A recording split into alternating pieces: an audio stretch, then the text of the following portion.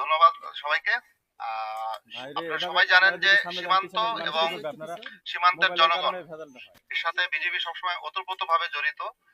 তো আমাদের একটা ক্ষুদ্র প্রয়াস আমরা অলরেডি চালিয়ে যাচ্ছি বিভিন্ন জায়গায়, যে শীতের যে প্রকোপ আমরা ক্ষুদ্র পরিসরে হলেও আমরা আমাদের সীমান্ত ব্যাংক, আজকে একটা জয়েন্ট ভেঞ্চার আছে সীমান্ত ব্যাংক এবং 15 বিজিবির তত্ত্বাবধানে শীত বস্ত্র বিতরণ, কম্বল বিতরণ হচ্ছে।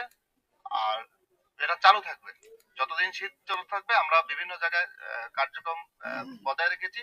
আজকে হয়তো যারা পাননি তারা আবার নেক্সট বার পাবেন। সবাইকে ধন্যবাদ।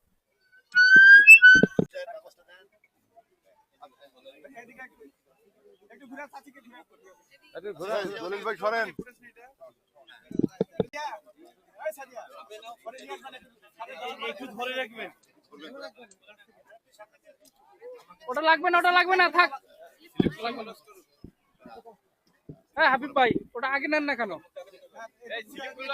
এখানে এসে টোকাইতেছে।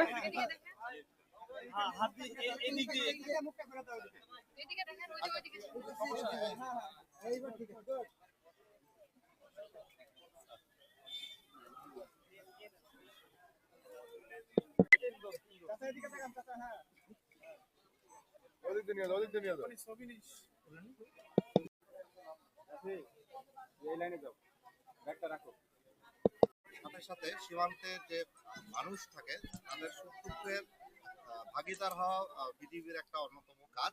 তো সেরই ধারাবাহিকতায় এই লালমনিরহাট আপনারা সবাই দেখছি যে প্রচন্ড শীত পড়ছে।